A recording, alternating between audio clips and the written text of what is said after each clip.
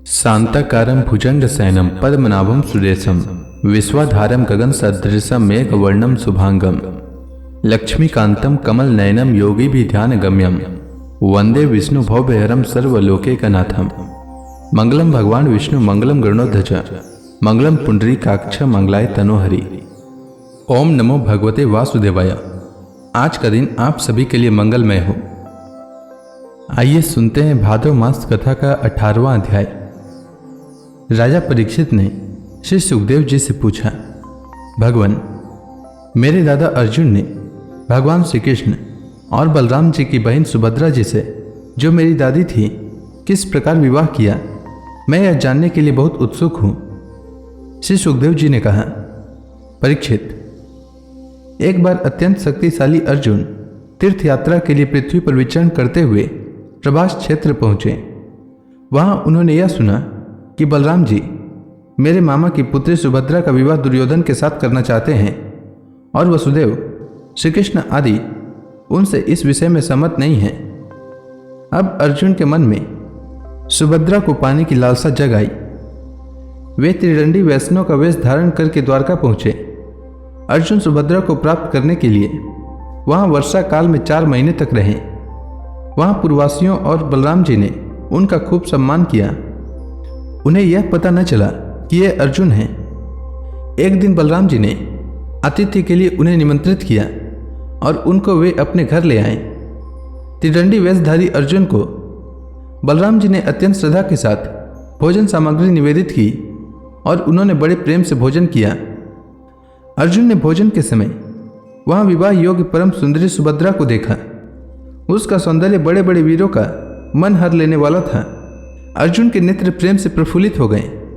उनका मन उसे पाने की आकांक्षा से शुद्ध हो गया और उन्होंने उसे पत्नी बनाने का दृढ़ निश्चय कर लिया।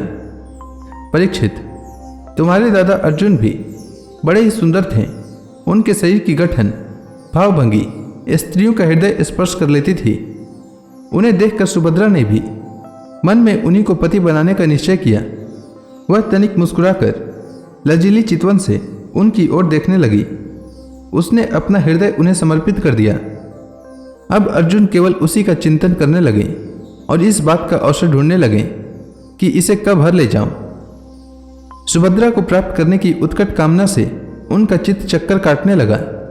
उन्हें तनिक भी शांति नहीं मिलती थी। एक बार सुभद्रा जी देव दर्शन के लिए रथ पर सवार होकर द्वारका दुर्ग से बाहर निकली। उसी समय महारथी अर्जुन ने देवकी, वसुदेव और श्री कृष्ण की अनुमति से सुभद्रा का हरण कर लिया। रथ पर सवार होकर वीर अर्जुन ने धनुष उठा लिया और जो सैनिक उन्हें रोकने के लिए आए उन्हें मार पीट कर भगा दिया। सुभद्रा के निज जन रोते चिल्लाते रह गए और अर्जुन जिस प्रकार सिंह अपना भाग लेकर चल देता है, वैसे ही सुभद्रा को लेकर चल पड़े। यह समाचार सुनकर बलराम जी बहुत बिगड़े। वे वैसे ही शुद्ध हो उठे जैसे पूर्णिमा के दिन समुद्र।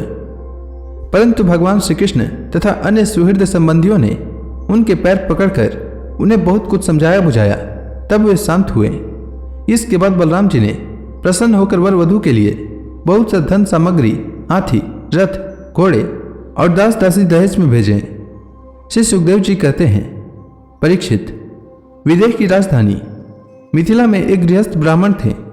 उनका नाम था श्रुतदेव। वे भगवान श्री कृष्ण के परम भक्त थे। वे एकमात्र भगवत भक्ति से ही पूर्ण मनोरथ, परम शांत, ज्ञानी और विरक्त थे। वे गृहस्थाश्रम में रहते हुए भी किसी प्रकार का उद्योग नहीं करते थे।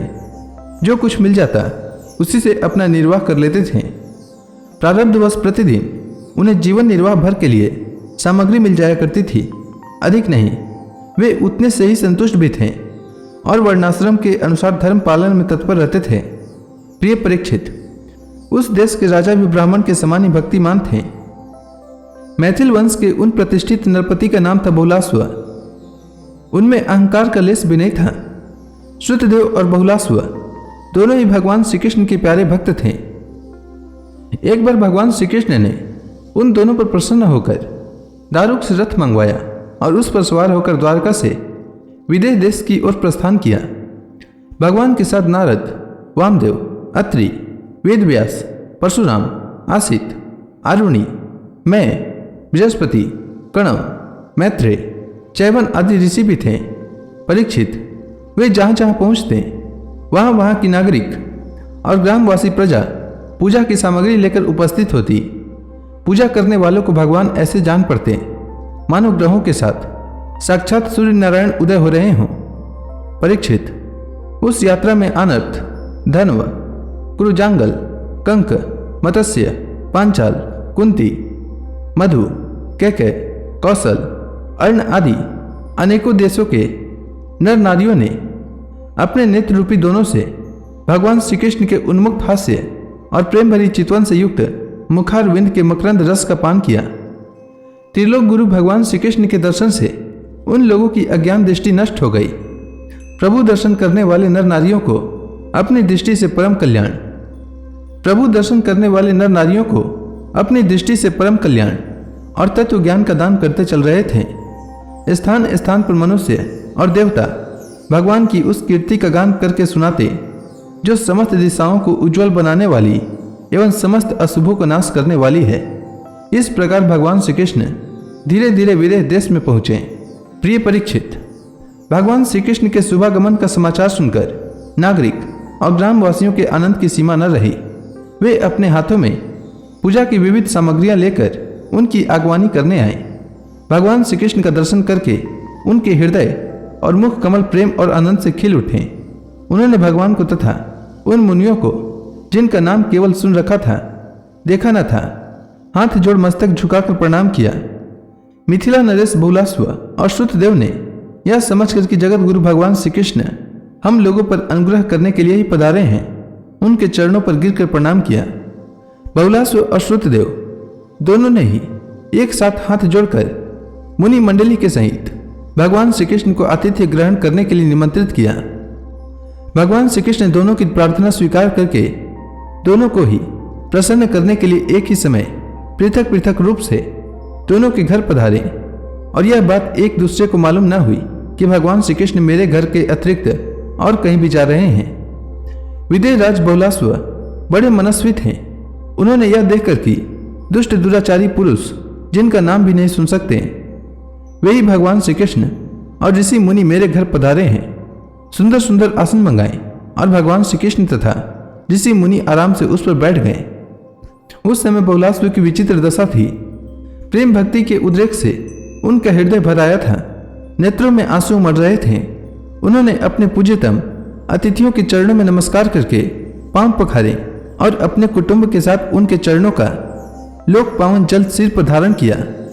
और फिर भगवान एवं भगवत स्वरूप ऋषियों को गंध, माला, वस्त्र, अलंकार, धूप, दीप, अर्घ्य, गौ, बैल आदि समर्पित करके उनकी पूजा की। जब सब लोग भोजन करके तृप्त हो गए, तब राजा बहुलास्व भगवान श्री कृष्ण के चरणों को अपनी गोद में लेकर बैठ गए और बड़े आनंद से धीरे धीरे उन्हें सहलाते हुए बड़ी मधुर वाणी से भगवान की स्तुति करने लगे। तो इसी के साथ यह अध्याय समाप्त हुआ।